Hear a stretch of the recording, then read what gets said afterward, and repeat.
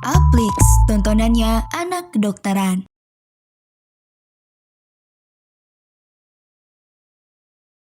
Halo teman Agnes, kembali lagi bareng aku, Kak Adel. Di video kali ini kita akan belajar tentang bedah, khususnya bedah urologi.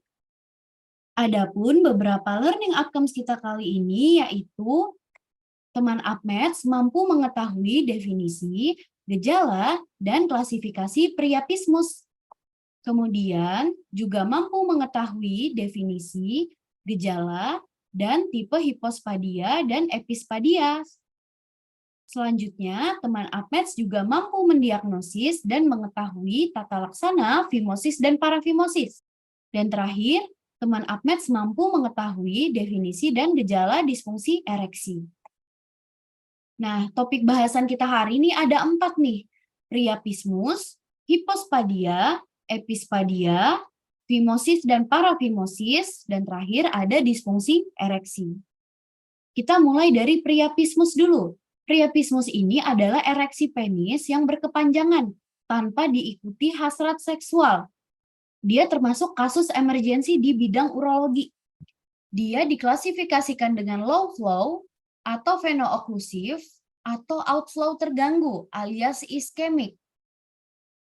Kemudian ada juga yang high flow, jadi aliran arterinya meningkat, tapi inflow-nya terganggu.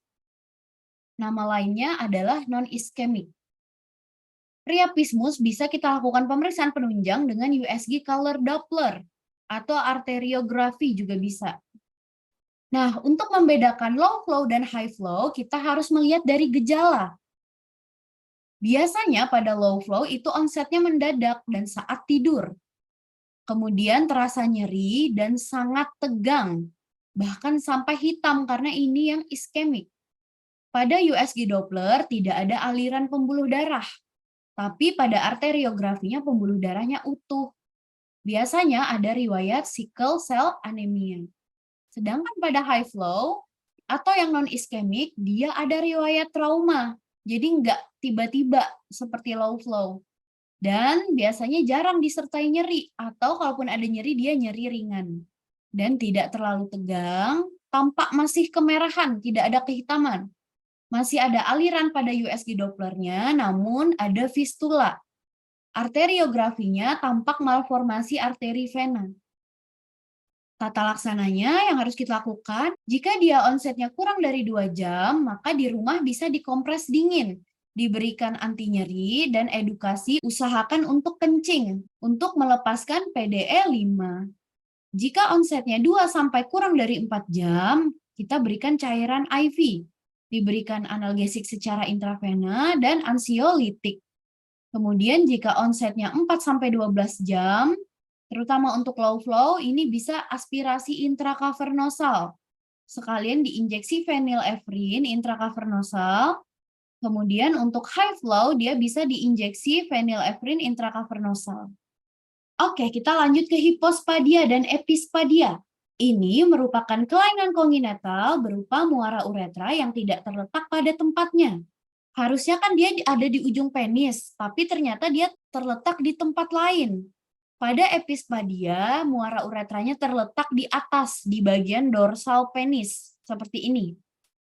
Kalau hipospadia, kebalikannya berarti di bagian bawah sini, seperti ini. Nah, muara uretranya terletak di bagian bawah penis, alias bagian ventral penis. Tipe hipospadia, dia ada yang anterior, media, dan juga posterior. Paling banyak itu ada di anterior, bisa di granular, bisa juga subkoronal. Untuk di media, itu ada tipe yang distal penis, ada yang mid-shaft, ada juga yang proximal penile. Sedangkan pada posterior ada tipe penoskrotal, skrotal, dan juga perineal. Lanjut ke topik fimosis dan parafimosis. Perbedaannya apa? Pada fimosis, preputiumnya tidak dapat ditarik ke proximal penis sampai ke corona gland. Sedangkan parafimosis, dia bisa ditarik, tapi tidak dapat kembali ke distal penis. Jadi parafimosis ini salah satu kasus emergensi urologi ya. Nah, biasanya gejala pada fimosis itu dia sulit kencing, pancaran urin kecil, preputiumnya menggelembung karena kan nggak bisa ditarik tuh, jadi urinnya menumpuk di bagian preputium. Bahkan bisa terjadi retensi urin dan juga infeksi glans penis atau namanya balanitis atau glans dan preputium atau nama lainnya balanopostitis. Pada fimosis dapat terlihat korpus smegma. Smegma ini kotoran penumpukan urin ya. Tata laksananya tentu saja harus disirkumsisi. Tambahan diberikan dexamethasone 0,1% dioles 3-4 kali sehari. Pada parafimosis, gejalanya biasanya ada nyeri glans, glans edem, glansnya tampak merah, dan terlihat jeratan prepusium. Tata laksananya harus di dorsum sisi atau dorsum slit, jadi bukan sirkumsisi ya.